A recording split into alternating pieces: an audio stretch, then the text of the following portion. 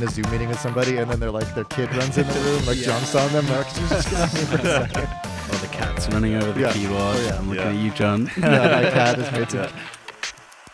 Hello, and welcome back to the podcast. Thank you guys so much for coming on. Today on the podcast, we have Adam Green, editor at Noravera, and John Flair, creative director at Noravera. How are you two gentlemen doing today? I'm doing good.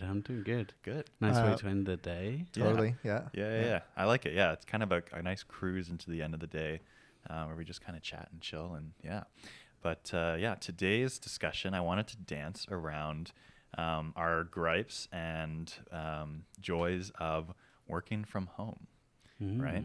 So I don't know. Just before we start, though, to set the stage a little bit, or who we're talking about, found this worked nicely last time we did this, but and I actually don't really know much about your two origin stories. John's I know a little bit, but I was wondering if you guys would like to kind of explain a little bit how you got here. Got our superpowers. How you got your superpowers? Yeah. How you ended up here, got into video, film, whatever, and what's led you to this moment right here, sitting in those chairs? Was it gamma rays, or was it parents being murdered at a young age? What do we got? Thankfully, super soldier neither serum? of those things.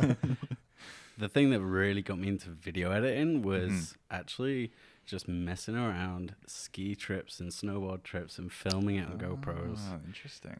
Chopping that up and making absolutely carnage edits. That when we took the cameras on nights out as well on the trips, getting drunk, so it was like off-piste and on-piste carnage. Yeah. Mashed together. Yeah. Just got totally addicted with doing that. Was it CKY 2K inspired? Yes. Yeah, I was a massive Viva La Bam fan, so yeah, Viva La Bam was a big influence. So that was while you were working as a snowboard instructor, right? That was before. Before. So I was in a snowboard ski society at university, and I volunteered to do all the marketing and the videos and stuff, and ended up on committee. So started working from free at a young age. Yeah.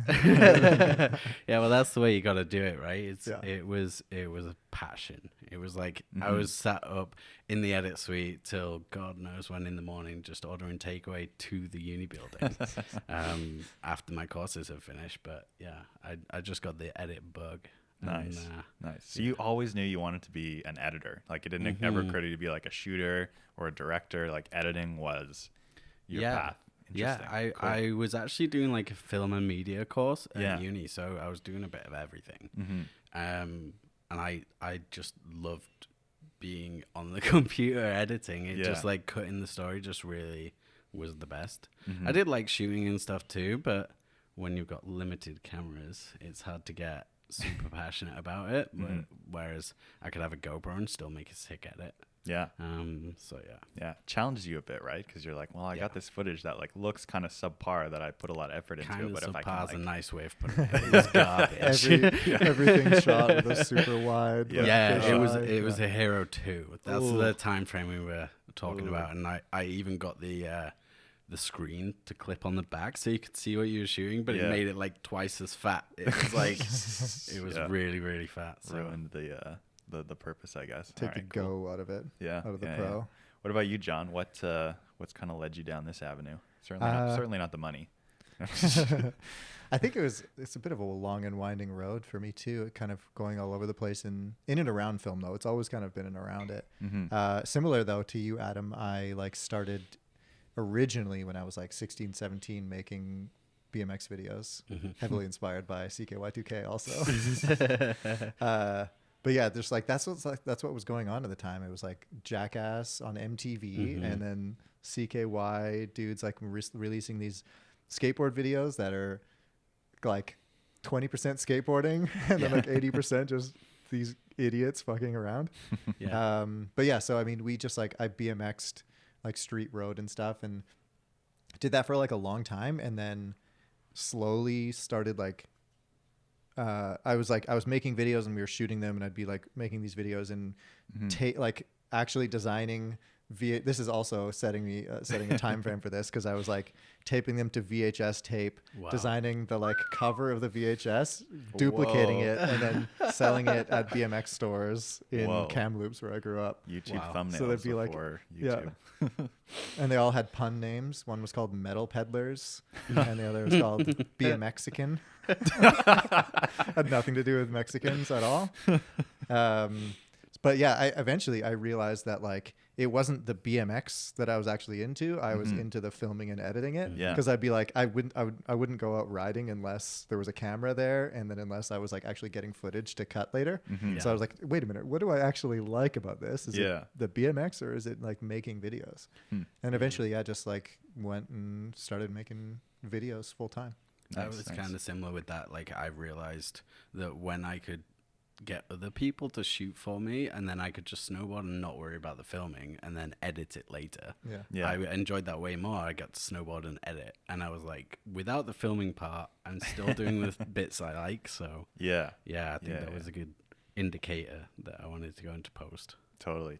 Yeah. For me, I've already kind of went on this last time we recorded, but when I really realized that editing was my favorite part when like I don't know, I was convinced early that you kind of had to know everything as extensively as possible, but when I figured out you didn't, I kind of realized that as I was shooting, I was always thinking about like what is going to cut with what, and I just like couldn't wait to like offload and like go edit. And color too. Color was something I always look forward to as well, but yeah, I guess it's interesting when people discover what kind of sector in this industry that they like to be in. But yeah, let's jump forward quite a few years to I guess a little bit pre-COVID. So pre-COVID, was there any sort of infrastructure for working from home for Noravera? Was there? I don't know. No, not really. No, we didn't work from home really ever. We had an office, and it was like a sweet office, and we all just went there and worked. And then the only times I ever so I started editing. I wasn't always the creative director and director, but like editing was my number one thing for a long time. And if I ever had to work from home, usually it was like, what app was that? It was like there was some app. It might have actually been Splashtop pre-COVID, but it was like it would only be used if I had to run an export and it was going to take like an hour, and I started at like 7 p.m. They'd be like, I'm not going to sit around here for an hour. So I'd go out and I have Splashtop on my phone. So I'd be like, like sitting at the bar or something afterwards, like 9 p.m. And I'd just pull out my phone and just like get my tiny little, my whole desktop on this tiny little screen, and then just like struggle to move the mouse down over to like hit OK to like start the export or finish it or like upload it to whatever. What phone is this? I feel like this is probably like a Galaxy S6 or something like that, like an old one. I was expecting like a BlackBerry or something. Yeah, no, little scroll wheel on it. No, but that was working from home. That was the extent of it. Wow. And then like COVID put a headstand on that, I think. Yeah, I think the only other time where someone could work from home is if they were ill and were able to, and like, but that didn't apply for us editors because it's not practical. Yeah, we just didn't have that software at the time and just hadn't got it set up. Yeah, wasn't really needed. No, Yeah, because I mean, we work off of a server here, as you guys know. We have like a NAS system or two of them, and then they're all hardwired to all the editing desks. So like, working from home is sweet if you like work off of a laptop and you're like everything is in the cloud, or you have these tiny file sizes. But as editors, you guys have ridiculous file sizes, and you can't just like, hey, let me just like download that to a USB stick and then take it home. Like, it doesn't work like that. Throw it on the Dropbox server. No, for sure. So how, because maybe there wasn't a lot of tools then, how like kind of caught with our pants down were we when all of a sudden we had to work from home regardless? What was that period like? It was Jeff, actually, like the majority owner, Jeff. He's been on the podcast before. Yeah. He was actually surprisingly ahead of the game. He was like dialed into COVID and the developments of it way more than anyone else. We all thought he was so paranoid. Yeah. Like we actually thought, like, we were talking and saying like, Jeff is like watching too much news. Yeah, we thought he was so paranoid, but actually he had the finger on the pulse. Yeah, And totally credit to Jeff. So he like early on was saying, he's like, there's a chance that we're gonna all have to work from home. Like everybody is gonna have to work from home. I'm like, Jeff, like, no, we're not. Are you kidding me? No, we're not. Oh my gosh. And then he was just like, yeah, like maybe it might be soon. It might be like within a few weeks. And I just like refused to believe it. And then sure enough, like it happened, and we were working from home. And he's like, you know what? It might be like a while. I'm like, it might be like a month at the most. Yeah. And then we're, almost a year later, still remote. Was pretty crazy. Yeah. But yeah, he was like, he was definitely aware and pretty on top of like that it might happen. And so we had started setting up some systems and stuff early on ahead of time. And Splashtop, the one I like used to use back in the day, was still an option, but it's like, I don't know. Sorry, Splashtop, if you're listening, but it's kind of laggy. And not, I mean, it's good for just remoting in if you're like a coder or something, you can just type on whatever. But like for video work and audio syncing and stuff like that, it's not great. Anything involving timing, absolutely, it was a struggle. Like Splashtop was good, and it saved our butt for a while, for sure. But like, we soon decided that we needed to find a better solution for that one. Yeah. So why don't you just describe what it was like? Like at the beginning on Splashtop, what was it like actually working on? Because when I joined, I felt like you guys had it pretty like together, and there was a good process going. But because that was 6 months into it, maybe, right? Yeah. August.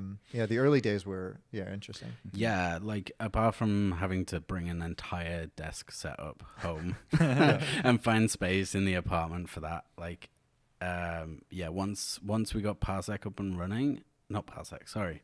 Jumping the gun. Splashtop personal. Yeah, it was the personal one. We actually only had one screen as well. Right. So before we came home, we had to make sure that we'd adjusted all our setups in the office to have all our panels on one screen, which was not ideal as well. Not. So it was one screen. It was a lot slower than it was when we got the Pro and got the two monitors. Like we thought we'd hit the jackpot with that, and that it was super speedy. Yeah, which seems like such a basic thing.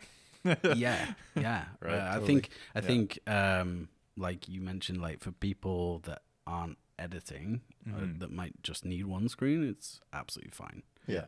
For like probably 90% of users, it's fine, right?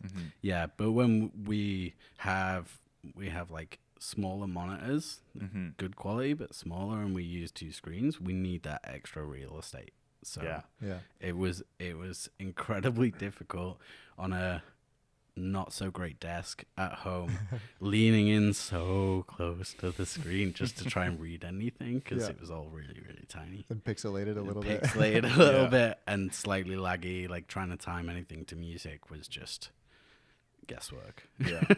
So like, to explain to someone who might not know why we had to remote in instead of just like using Dropbox on a home computer or something. So like video editing specifically is like super demanding on the system, right? So you have to have a super fast computer that's probably massive. Like usually they're huge, and you can't just like use a laptop or something for it, because we're editing raw red footage, which is, I don't know, it's a guess, but I'd say like for 1 minute of raw red footage, it's probably, I don't know, 10 gigs maybe.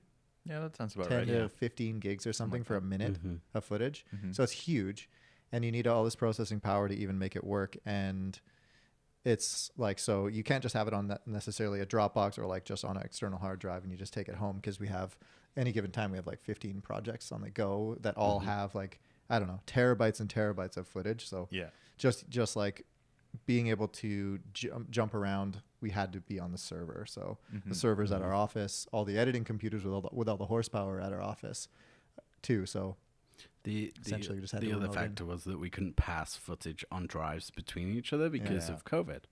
So the option was either someone put it on the server and everyone could access it, or we had to send it digitally, which would take forever. It would take years. Yeah, for sure. What about like getting into the groove of meeting over Zoom and video chatting and kind of adjusting that collaborative process, both between you guys and clients too, I'm sure. had a lot to catch up on. What was that transition like for you guys? I feel like it was fortunate that everybody was going through it at the same time. Right. So all of our clients were learning how to work remotely and do meetings remotely and everything as well. Yeah. It was, like at the time, I think we had a 14-person team, and it was pretty big. We found, I know we found that we'd be working these long days, and we'd have a meeting at the beginning of the day, just like our morning huddle, like we always did. Yeah. But then we just like wouldn't see anybody for the entire rest of the day until the next day. And sometimes like if you live by yourself, you just like don't see anybody at all, even in video format for another 23 hours. Like that's what Fraser was joking about. He was like, you have your morning huddle and then you just grind on your computer in your like little dark basement, like his like basement suite bedroom. And then he was like, okay, I'll see you in 23 hours. Yeah. And then when you're done, you go and look at a different screen for a while and then go to bed. Like you minimize your work screen and like maximize Netflix and then just continue sitting in your computer chair. Yeah. So that was interesting for sure. I mean, the early days, wasn't it kind of interesting though? It was kind of like new and different and exciting. I remember I was like, I was going for jogs in the morning and then coming back and just like working on my little laptop. I wasn't editing at the time, so it was probably a lot easier for me.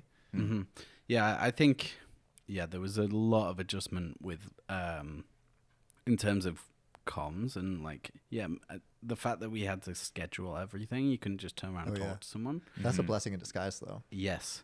Yeah, I'm going to get onto those because I've got a few blessings in disguise working from home. We'll talk about that in the blessings in disguise section. But that was a bit difficult, like at first. But as an editor, like we're used to going into a little hole and grinding away for a while, and the e-hole, the edit hole, edit hole. Yeah, and so one thing that was really difficult for that was keeping concentrated when I didn't have the motivation of the office too. Totally. Like, because when everyone's around you and working, it's really easy to lock into that zone for me. But when I'm at home and there's like laundry on and I got to do the dishes and stuff, and you're at the beginning of COVID, you might have someone else working in the same room at home as well, and you're spending 24/7 at home. Yeah. It's so difficult to get in that zone. Right. I found that really tricky. Yeah. Did you two have to share a space with your partners who were also working from home? Yeah. Yeah, I did too.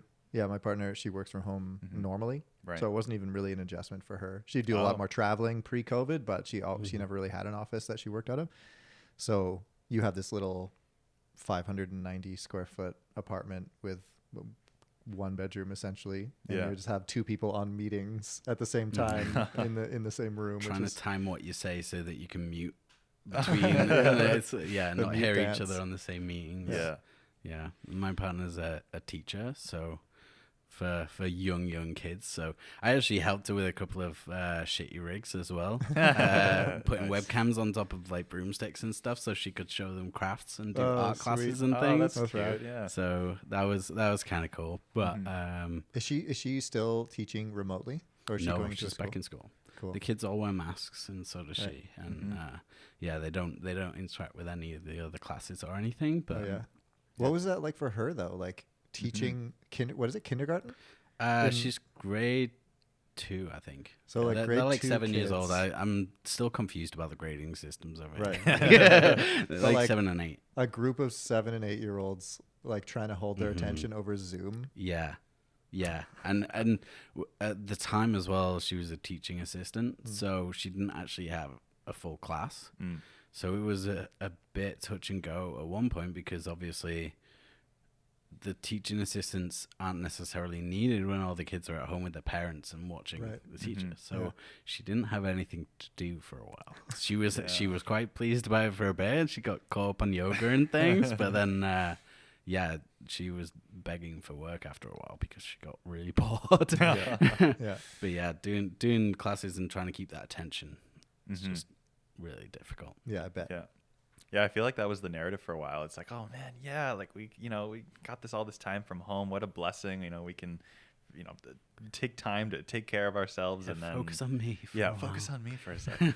And then I don't know, 3 4 weeks later, especially with people with kids, I feel like it died out pretty fast, and we're looking for other things. The novelty wore off real quick. Yeah, exactly.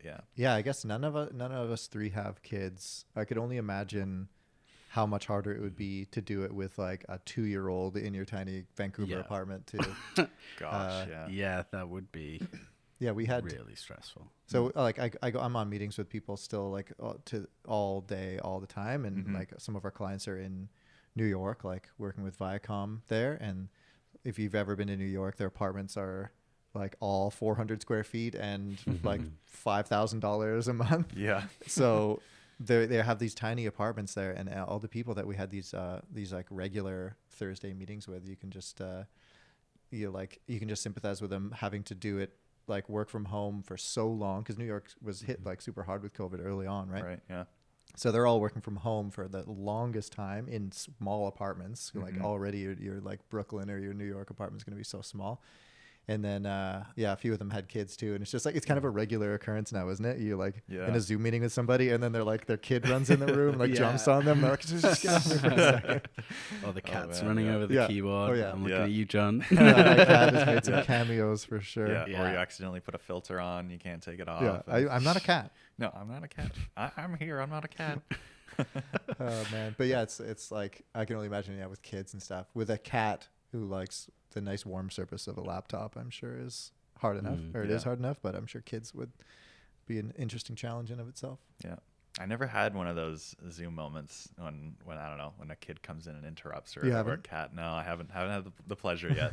No, maybe there's still time. Maybe only when Jeff brings Linnea into the holds her up to the camera. You can tell when Jeff's a little bit bored in a meeting, because he'll just hold Linnea up to wave at everyone. It's his client. He has her on standby. Yeah, totally. Just on the floor. It's like, okay, this meeting's gone long enough. You just look at Linnea for 30 seconds. Like hey, there's worse ways of cutting a meeting short. But totally. And he also gets great reactions out of Sarah and Carrie, and everyone loves it. Let's talk a little bit about the collaborative process working from home, because here it's obviously so easy to communicate and collaborate and stuff. Did you guys find that you were taking more independent approaches to your work because you were like spending more time alone, or like what was that like dynamic like, and then kind of how did it change when you kind of had to schedule meetings or talk more over Slack and stuff like that? That's really interesting, because I can't actually think how that changed much. No, eh? Like I think obviously it was difficult having that delay in the comms. Yeah. But I still think we chatted all the time regarding creative decisions. Okay. Like on Slack and stuff. We're pretty used to doing that anyway. But yeah, there were times where it was like, rather than asking around, just make a creative decision and review it later, kind of thing. But for the sake of time, do you think? Yeah, just for the sake of time. But I don't think it had that much of an impact. Well, we did a lot. Early on, I remember doing a lot of Slack calls where it's just like you just start ring somebody and it rings for like 30 seconds and while Slack's connecting. Yeah, it's ringing through Splashtop and it's ringing totally. your phone. I've done that so many times. I've like been like, why can't I connect to Zoom? Why can't I hear anyone? And it's like my office computer, dead office, no one in there, and like with no webcam plugged in. Right. Or like once I remember Lucas here behind the camera. He's just like he connected to a meeting while remoted in, and then so like on the screen, like in the Zoom meeting, you just get like the empty like chair sitting at his desk in the office because he's at home because he like answered the call, just a remoted ghost in. call. That's pretty good. But yeah, like like creative choices and stuff, I think Zoom screen share has been a huge help, and we probably do it like I probably look at like screen shares like 30 times a day now, like when we're remote anyway. Like the alternative is really just like sit there, do an export that if it's a complicated timeline on an edit or something like that, could be, you can be waiting 20 minutes just to like have a review with something on something. So it's like quickly just like have a Zoom and just like Slack a Zoom link to somebody. They open it up, they screen share, and then it's kind of like you're just sitting there with them at their computer looking at the same timeline. That's been a lot easier. But then like there's always the odd trying to get audio to play out of the right thing or something like that. Yeah. Was there a point where Zoom wasn't able to screen share as well? I feel like that was the thing. Either that or we hadn't figured it out yet. Yeah, maybe it was just us. Maybe we were the problem. Yeah. Yeah, because like Zoom must be absolutely delighted with this pandemic. Oh, yeah. I don't wanna say- obviously. Are you saying scamdemic here or pandemic maybe? No, Zoom planned it? what I'm trying to say, I guess obviously it's never a good thing, but they really stepped up. Like I'd never heard of Zoom before for video calls. Totally. But now it's like a verb. Yeah, it's true. Zoom, Yeah. You know? It's just Let's a part Zoom. of our culture now. Yeah. It's I know their share price is like, I don't know, quadrupled or whatever since Yeah. the start. But yeah, they stepped up is a good way of putting it, because there was like a huge opportunity there, and their servers almost never crash. It's like so reliable. Like And- so many businesses, so many people across the world using that service. Oh yeah. Yeah. Like businesses would have gone down without it. Yeah. Like it's crazy. Yeah. Was it like a month into it that they made their kind of like premium services, meaning like you could have a meeting for more than 40 minutes free or something like that? I think it was. I don't know. Yeah. I know back in the day before, while we were still like ironing it all out and too cheap to pay for Zoom Premium, we'd get meetings cut off all the time at the 40-minute mark. So we'd be like talking. You'd be like on a client call, and then you as the host get the little countdown thing. It's just like 10 minutes left, and you're just like, oh my God, I can't admit to this client that we haven't bought Zoom yet. And so it's just like this timer going down, and you're sweating, and you're like trying to finish desperately before the time. Oh man! And then when you nail it, it's so nice when you're just like, okay, and that was a great meeting. And then it's like 3, 2, Just wrapping 1, up and really it hangs quick. up. Yeah. But yeah, we've had a few calls like get cut off in the middle of it, and then you have to do the like Zoom walk of shame, where you're like, sorry, I don't know what happened. Like, let me email you another link. Everyone knows what happened. Yeah. Yeah. Like, these guys are too cheap to buy Zoom Premium. Oh man, did clients used to come in here for like screenings or editing sessions like pretty often before the pandemic? Because I think we've only had like a handful of times now when people come in, and it's done safely, of course. But yeah, what was that like? It wasn't even that common, really. No, it's like it happened for sure, and we do in-person meetings, in the meeting room.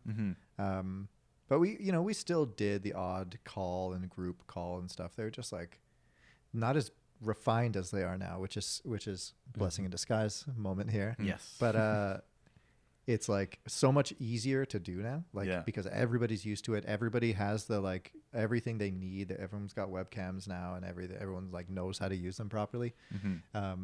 So yeah, like it happened before for sure, but we don't really have edit bays here either. It's just like an open office, and that's the way we like it, because nobody really wants to be like held up in a editing cave for 10 hours a day without seeing anybody around. So like everyone else is having a good time. Nathan.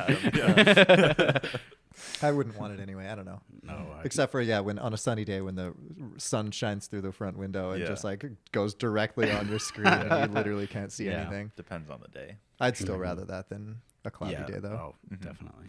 Yeah. What are your blessings in disguise, Adam, for working from home? On a personal level, Yeah.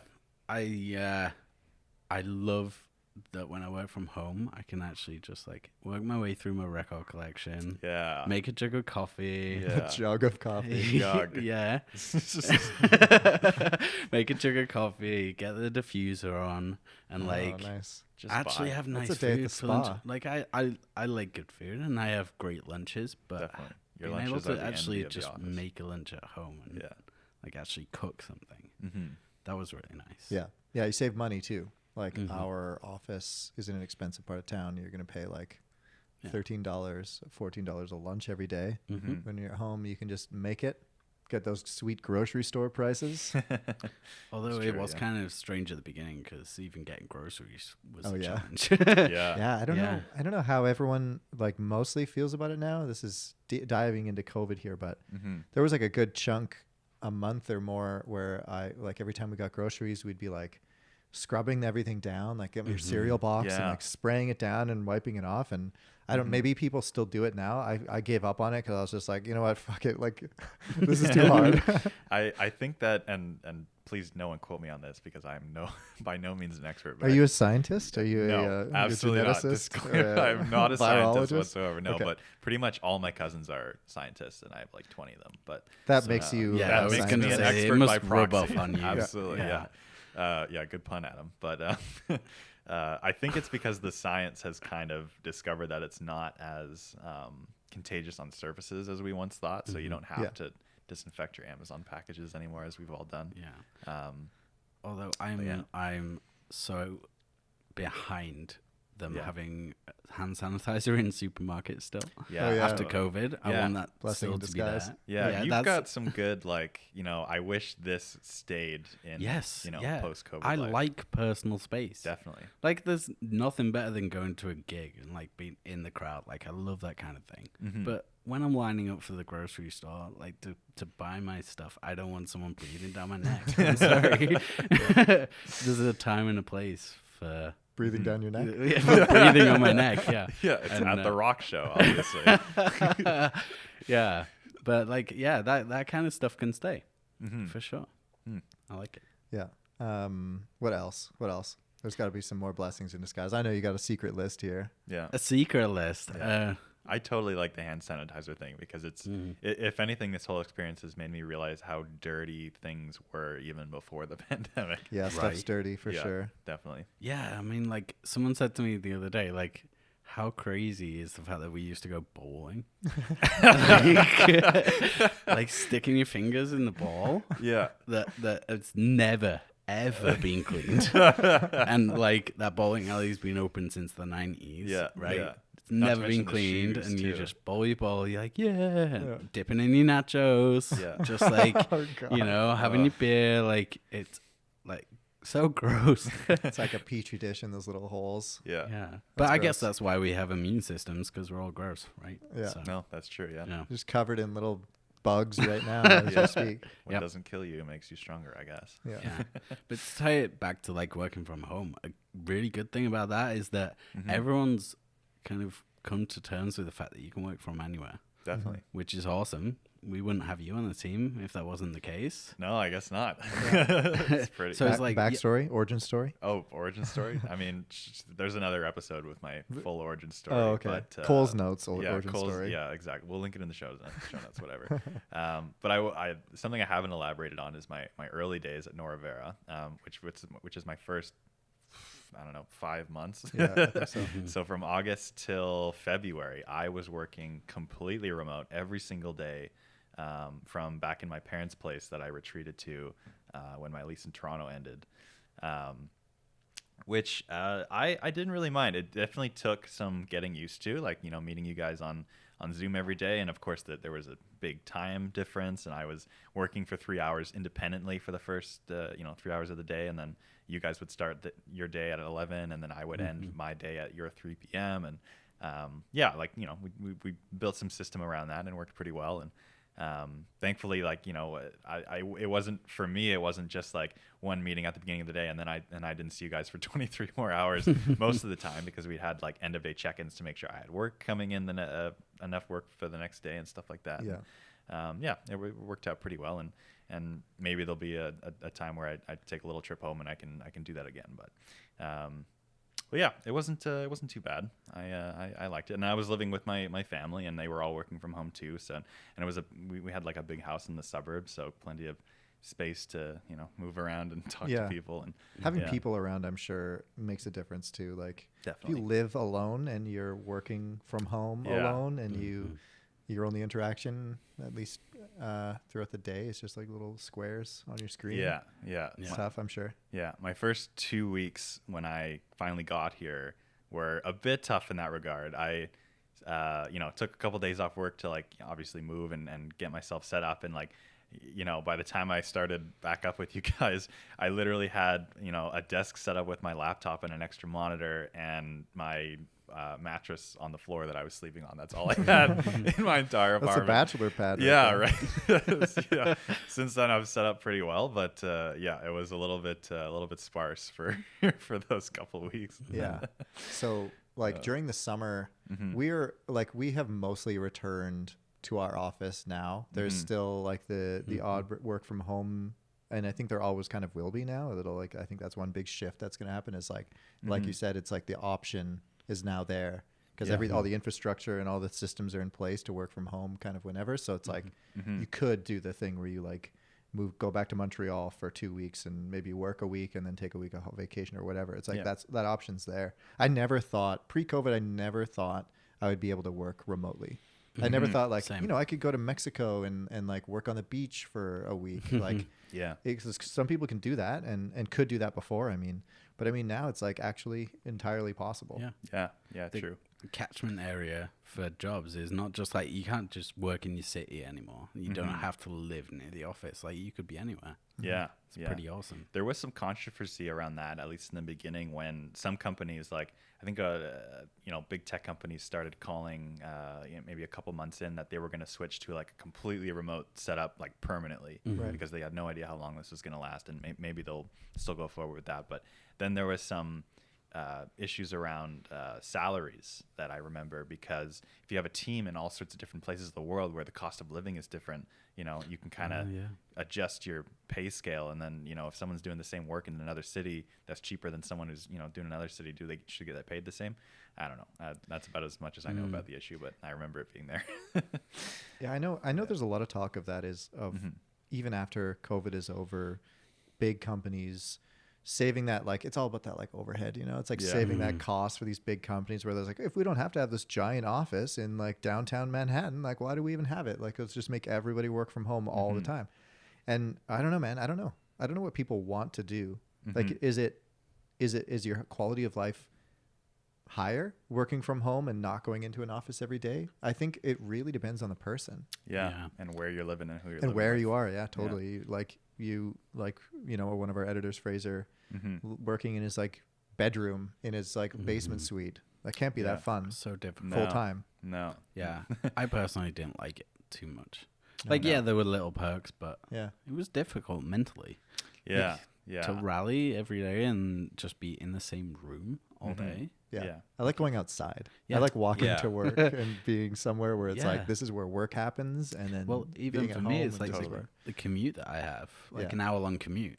Some people say it's too long, but I like that transition between home and work. It allows me to switch over and kind of process the day, whether it's processing what I'm going to do or processing what's happened. Yeah. It's like that mental switch needs to happen sometimes. And you can't do that if you just turn off your computer and like turn around and you're home. Like, it's true. Yeah. How important is that separation between like workspace and home space to you guys? Like, do you have trouble kind of navigating around that? Or? Oh yeah, for sure. I had when I was like full time, fully at home. I had a lot of trouble with just being there, and I think motivation was part of it. Yeah. I still got stuff done, but it just like didn't feel the same. I think when there's an office to go to, you do that mental switch. You do that like, this is where work happens, and then this is where like sleep and living happens at your house. So it's like when you go to the office, you just switch into work mode and you're like, I'm here to work, I'm here to do stuff. Definitely. And you don't get that switch necessarily, or I didn't get it at home. Plus the like 2 people working in a small little space was definitely a factor.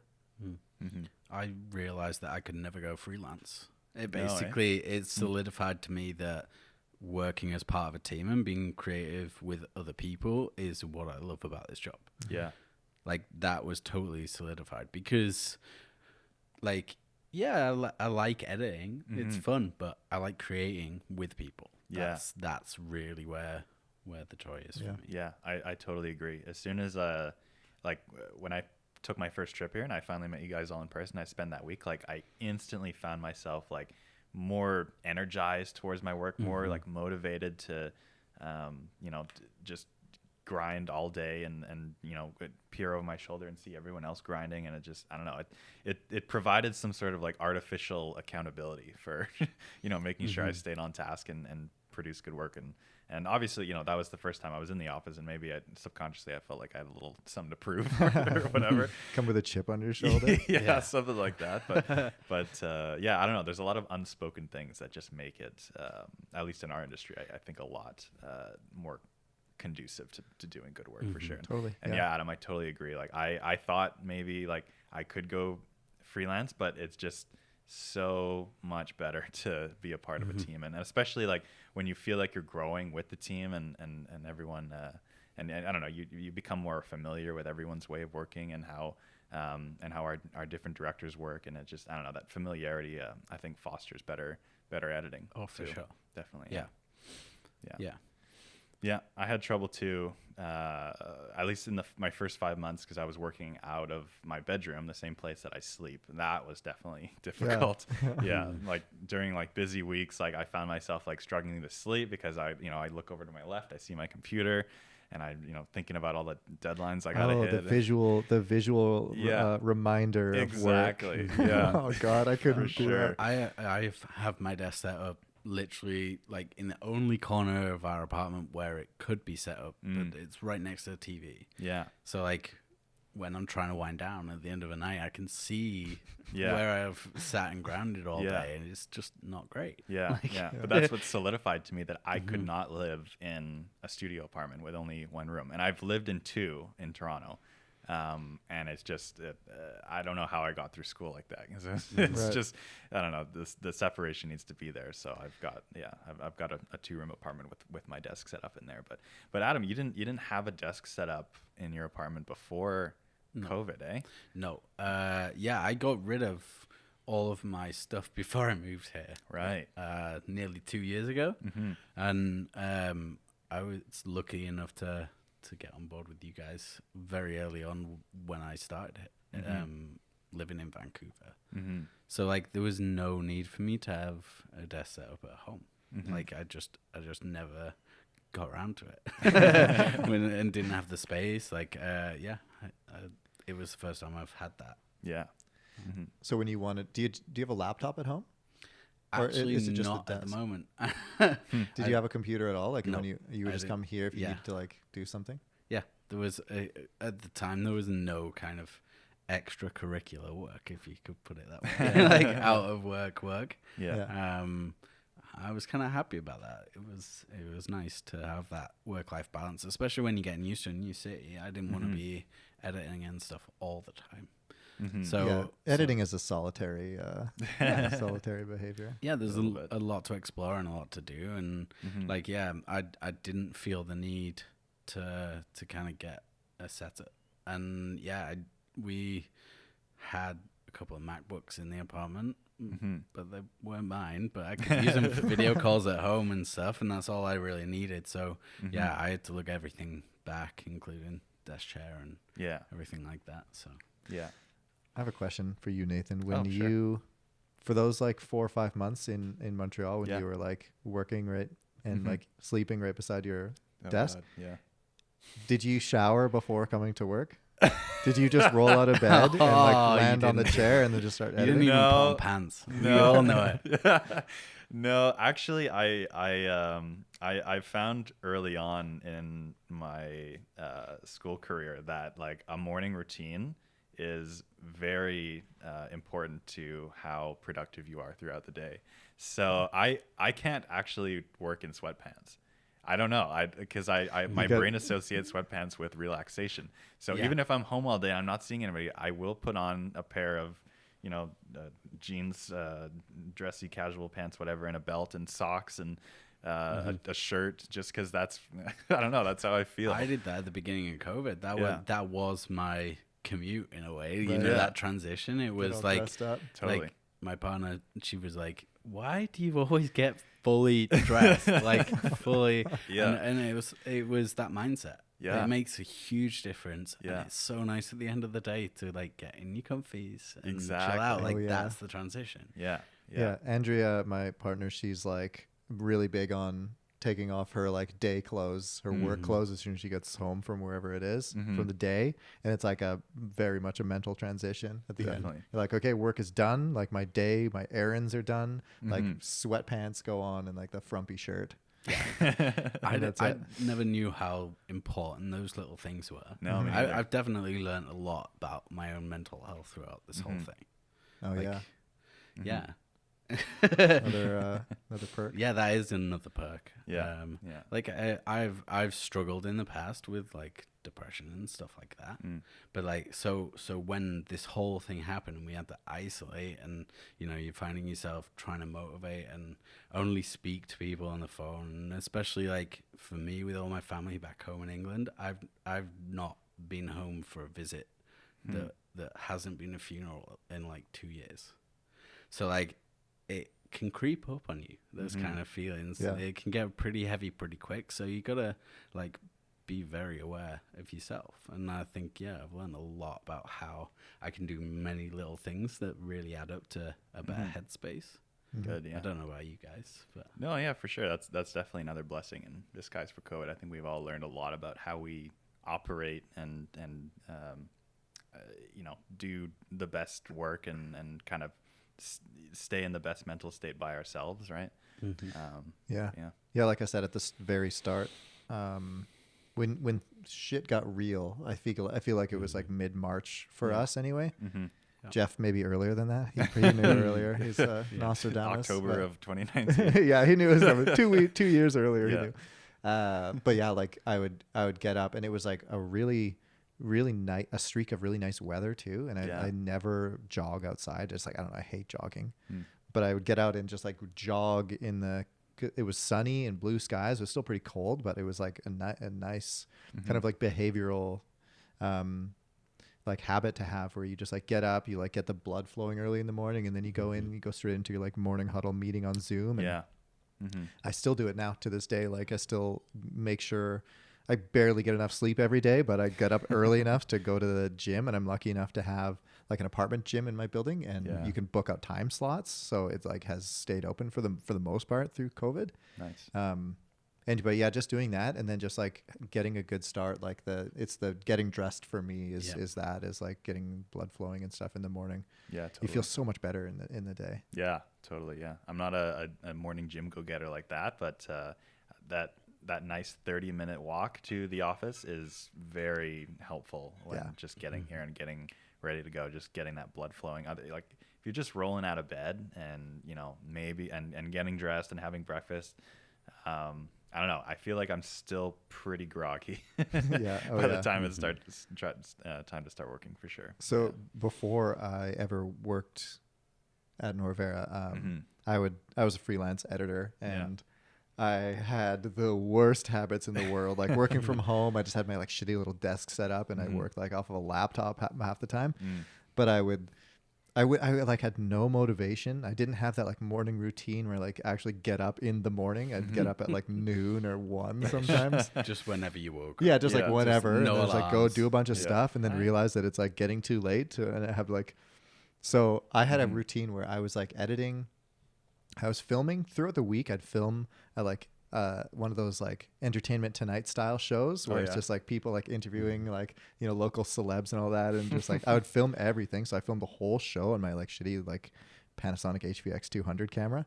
Then I would edit it on the weekend, ready for Monday morning, going to the broadcast, like going to like the TV station Monday morning, and I had to leave. Yeah, it had to leave at 10 a.m. Monday morning, and I would start the edit at Sunday at like 6 p.m. because I just like could not get the motivation to do it. Where I would just like I'd be sitting around like, man, I really got to start that edit. Like, let's just see what's on TV. Okay. So I want to paint the picture here a little bit more. So when you're on the way to the desk to start editing, on the way to your laptop, what things would you grab ready for a session like that? Like, is it a cup of coffee, is it Red Bull, or a bottle of wine? Or no, I edit to a bottle of wine now, but not back then. It was like, I don't know. I actually have always had this like kind of weird lizard ability where I can just like go into this like low like energy state where I can just sit there and not move and not eat or drink or anything and not look away from a screen for like 12 hours straight. Heart rate drops. Yeah. Oh yeah. It's like heart rate Like, drops to like eyes that draw 5 beats a minute. Yeah. No, but that's what I would do. I wouldn't even set up. I would just be like, oh damn, I really got to start that edit, and then go there. It would be 6 p.m. almost every time. I don't know why 6 p.m. I think it's just because I knew that that's how much time it took. So to get it ready, I'd be like doing the final export at like 9:45 a.m. I'd work all no through the room night. for error. Yeah. Like, And speaking to errors, so there's no like time from me anyway, because of my own doing, to quality check it. So all the editors will know this, but like when a piece of media gets disconnected from its source file, it goes into this big red graphic that says media offline. And your heart drops. And and it's like, it's always bad dies. news, because it means that wherever Adobe thinks the file is, it can't find it. So it just replaces it with this big red graphic. And so I was doing this show, doing the final export. I'd been up all night, just like groggy eyed, just still sitting in my chair, like sweat stained probably, doing this export. And like the producer is like coming to my house to pick up, at the time it was burned onto a DVD to be delivered as a DVD. And it was going to KVOS. It's like some local channel. And so I did the final export, and I was just like, I don't have time to watch it. It's a half an hour long show. I don't have time to quality check it. Like, here you go. Here it is. Just hit play and go. Yeah. Click, And he go, didn't click, watch long them as either, that. because like, fuck that show. It just sucked. So he got it and delivered it to the fucking network. And then then I go to sleep, and I wake up at like 4 p.m. and I was getting a phone call, and he was just like, so there was like some sort of error when it played on TV. I was just like, I don't know what you're talking about. He's like, yeah, there was like a red thing that was supposed to be where one of the graphics were. And just in case they didn't know the media was offline, it says it in 10 languages on the screen too. Yeah, one of them is Latin. Yeah. This is like, everyone in the entire world knows that media was offline. But it was like one of those little segments. So, when there's like someone, imagine like Entertainment Tonight. It wasn't that, but imagine that. And it's like, it's like the coming up next. So it's like, in 5 minutes, the next segment will be about this. And it's like a little graphic in the top right. It was just like, coming up next in 5 minutes. It was just like, red icon. And it just sat there for like a while, like 15 seconds. And then I was just like, I don't know what happened. I'm like, sorry.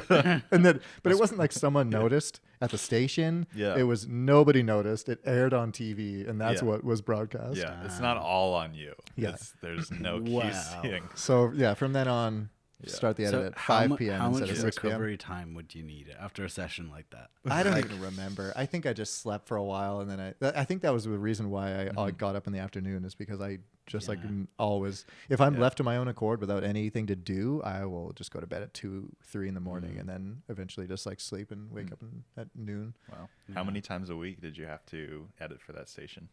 Well, it was like the show aired weekly, and I edited like the night before it would air the next day. So every week. And every week, yeah. And I got paid I think I actually got paid $200 an episode. Wow. $200 a week to do this show. And I put, that's probably why I didn't want to put that much time into it. Yeah.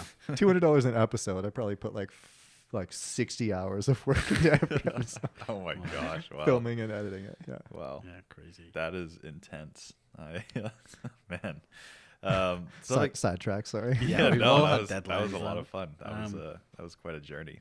I wanted to ask you guys because this might be the reality for some companies like ours, and maybe other places, but what do you think is essential for a company like ours, more creative based, maybe video based, to be able to work from home remotely in a permanent fashion? Like what's some like extra technological advancements or I don't know, quality of life culture stuff that you guys think would make that work? I mean, so we like slagged on Splashtop quite a bit earlier, but once we discovered Parsec, that really like changed the game. Yeah, shout out Parsec. Can we have 20% off, please? Only 20. Yeah, okay, 30. No, but like it's actually pretty cheap anyway, so no, you don't have to give us a discount. that was a game changer for sure. So like Splashtop is like a remote in, you see your work desktop on your home computer screen and it just feels like you're there. This is like that, but 10 times smoother, like no lag. It's like, yeah, you guys know it better than I do. I mean, you worked on, Nathan, you did it for what, 5 months or whatever, because we'd switched exclusively. We'd switched maybe halfway through after you had started to Parsec. Something like that, yeah. After enough of us complained. Yeah, right. What was it like going from a laggy one to like one that's pretty smooth? Oh, so much better. You could tell that it was kind of designed for gaming. Like some of the keyboard shortcuts that were initially in there before you go in and customize were like, okay, well, it's getting in the way of Premiere a little bit. And certainly that little like you know the thing, Adam, the freaking drop down menu. It's always there. It just hovers on the screen. I still can't figure out how to move it. Parsec, please make it easier to move that little thing. But Parsec's not listening. Definitely not. You can try. Yeah. Shout into the dark. Yeah. But it's funny because you could kind of tell what it was doing, right? It's streaming in H.264 or H.265 if you click that setting, video to you constantly of your monitor, and you can kind of tell sometimes because if you like open and close Premiere, sometimes the pixels will take a little bit to catch up. Right. Yeah. But yeah, you're right. It's so much faster because its primary directive is like the no latency thing, and yeah, that made editing so much easier. And I feel like I lost or I gained so much more time to do things because I wasn't fighting the technology so much. Yeah. That's what you want out of it. Yeah. A system like that and like editing software and anything really is like you don't want to be fighting the technology. Yeah. I think as soon as you notice the tech, then it's not doing its job. Yeah. That's a nice parallel with editing too. If you notice the editing, it's probably not good editing. Wow, if you don't notice it, that's the good stuff. Yep. Full circle. Yeah. Here's like a really weird thing that I've always had in the back of my head, but I've never articulated it before when working with Parsec or remote software. But like, so obviously when you stream your desktop and your apps and your editing and stuff, it's not going to look like as crisp or as smooth as it does if your real monitor is like right in front of you, right? Like the UI and the text and everything, like it's a little softer and your eyes can tell because they're used to like the real thing. But I find I'm like just more focused and motivated if everything on my screen is like as crisp as possible. Like I like working on my work desktop much better than obviously like working with Parsec and stuff for that reason. Primarily for some reason, but I mean, you're making it sound bad. It's good. No, it is really good. What it's doing, that is the smallest real gripe time I have compressing. with it. Yeah, I had the same desktop backgrounds at home and in the office, and when we got Parsec, I had to change the background on my office PC so I could tell which computer I was operating because it was so smooth. Yeah. We've also haven't talked about like ghost editors. So if you're in the office and all the editors are remoting in, the mouse still moves around on the screen. So it's like you have these screens on. And on the desk. Yeah. No, but it's pretty the most fun is when you get a call off someone like Ash and you've just scared the living shit out of it. Because you hit play on an edit and it blasts through the speakers. Oh, that's right. Yeah, you forget to turn your speakers off. She's like the only person in the office and like, just blasting some music. Yeah. My favorite thing is when I'm doing like a review with one of you guys, with one of the editors, fighting the mouse. So it's like you're trying to move the mouse from remotely and I grab it and try to I'll drive. I'll drive. You can drive. Yeah. And also just sometimes leaving funny little notes. Oh yeah. I'd leave some like notepad notes for Nathan every once in a while. Yeah. And it would be like the 2 a.m. sessions where I was working on something till 2 a.m. and then I'd be like delirious and leave like an incoherent message on the notepad for him. Yeah. And then I'd feel guilty because like, oh man, John had to work till 2 a.m. on something that I'm working on. No, he left me this note. That's how it works. It's just those things come up all the time. Plus the lizard mode. Yeah. I'll go into lizard mode. Yeah, that's fair. One thing that I'm pretty just like amazed by though, and that I think is like a pretty positive thing, is I never thought this was possible before, is like just being able to like remote into like any machine, and like we touched on before, like it just makes file sharing possible in the first place. But like I remember one time at my parents' place, on the weekend or something, we were just kind of like watching a movie, and I was like a little bit bored. And at this point, I was also I was learning and experimenting with Element 3D a lot. So I just took out my laptop and I like remoted it into my work computer, and I just started like 3D animating on my shitty little MacBook. Yeah. And I was like, what day and age could I ever do this? It's awesome. Super or cool. like be at the bar and do an export off your phone. Yeah, on your phone. Have you guys used your phones yet for that? No, you never gotta even try it. thought It's of good. it. No. I got like a Note 10 Plus with like the stylus. Oh, yeah. And when I Oh, first got it, that was when we were like remoting in for the first time or setting up Splashtop. Mm-hmm. And I was like, oh, this will be so good. I can scroll through the timeline with my stylus. That'll be so cool. I use that stylus for screen grabs and like drawing on the Instagram stuff. Like that's all it's good for. Yeah. There are editing softwares for your phone that apparently are getting like pretty popular and decently usable, like Adobe Rush. Adobe Rush, yeah, or LumaFusion, or I don't know if KineMaster is really that good. I've seen it before, but Why though? Why? I think it's if you're totally on the go and you have nothing else to work on, specifically with LumaFusion, I know you can actually export AAFs out of that and then bring those into Premiere and Resolve and whatever. So there see is how bad like, your phone edits are Yeah, on exactly. a real computer. Yeah, I don't know. Do an assembly on your phone and then do the real editing on your computer. But at least you have that option if you're like super. But are you like stranded, video right? editing while riding your bike or something like that? Like, why would you ever need to do that? I don't know. Say you're like in the car and you just, you just finished shooting this tourism video and you got to get a rush out. Like Driving for the next home and day. editing Yeah. with one hand? I don't know. Yeah. I can't imagine that would be used for anything but social media. Probably really. not. Yeah, I mean, if you shot everything on that phone, then Yeah. that makes a lot Yeah. of sense. Yeah. But if you're shooting it with a camera, like just get a laptop. Yeah. Come on, get a laptop. Yeah. No, that's fair. I mean, but we're like ripping on it now. Jeff Livingston probably predicting this is going to be the big thing in 2 years. Yeah. It's going to be like burning down a mountain bike trail and editing a video at the same time. Yeah. Oh, that's sweet. Well, we've definitely been talking for a long time. We're definitely over the hour, but really? yeah. Sorry. This was so much fun. But I usually I've gotten into the habit of ending these shows with a little advice ask. So, what pro tip would you guys give to someone whose company or job or freelance practices, looking towards working from home from a permanent fashion, and maybe is struggling with it? Well, if it's a video editing company, I got some good advice too, because we like did a lot of trial and errors and stuff. Totally. And like getting I don't know, if you don't have a central server or a NAS, get a NAS. Get some 10G wiring to the computers.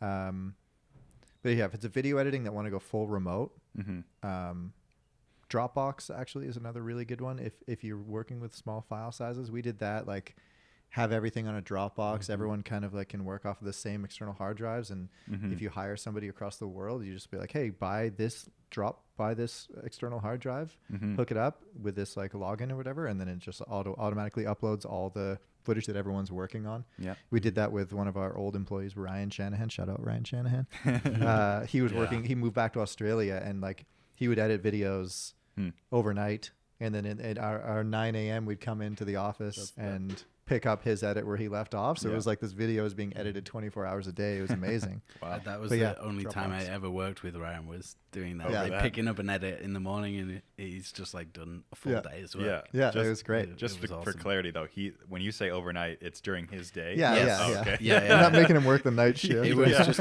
twice as fast turnaround on our end. Okay. Yeah. I guess that's, I mean, they've been doing that for years, getting work done in India, like whatever farms, render farms. What are they called? Roto farms. Yes. Roto those are farms. hot right now. Oh, wow. I didn't know that was a thing. Yeah. I think it's for the cheap prices too, but it happening while everyone else is sleeping is an extra perk, I'm sure. But yeah, I mean, like you getting a central NAS, a NAS system where everyone can work off of the same footage that lives in the same spot, instead of trying to email files back and forth, or like we transfer files back and forth, is a big one too. And then Parsec. Totally. Shout out Parsec. Yeah, we've done the trial and error. Parsec is the best one. Yeah, for sure. Yeah. Yeah, I think. And then if you want to do some gaming, your kill death ratio, KD ratio is going to be off the charts. That's true. Yeah, you'll murk anyone using Splashtop. That's for sure. Yeah. Yeah. What about you, Adam? What have you learned through this whole process? I think I'd say advice is try and separate the work from home as much as possible. If you can make an office, like separate. That work-life balance is even more important when your life and your work overlap big time at home. So I think, the mental health side of it is something to be really conscious of. And separation is underrated. Yeah. Find your routine. Yeah. Get a suit on in the morning. Get a Full 3-piece suit. Yeah. Yeah. My pro tip would definitely be calendar block yourself. If you're going to be scheduling meetings throughout the day that have to happen, like try to, focus your tasks around those blocks of time too. Cause I don't know, I feel like if you're, at least in my case, if you're alone all day, the time can get away from you quite a bit. And, so just kind of have those milestones to hit throughout the day and, keep focused a little bit better. Calendar block. Yeah. To calendar block. Is calendar block your section of calendar where you're going to be calendar blocking?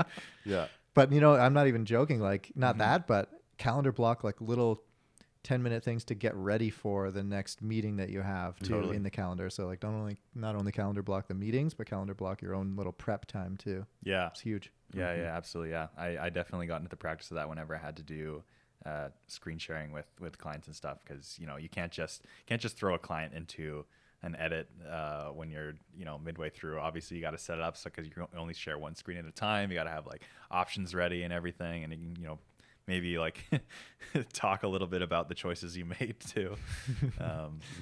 Totally. Prep is very important, but thanks guys. This was a really fun episode. Yeah, totally. I'm really glad you guys came on and thanks a lot. Sweet. Thank you. Glad to be here. Yeah, sweet.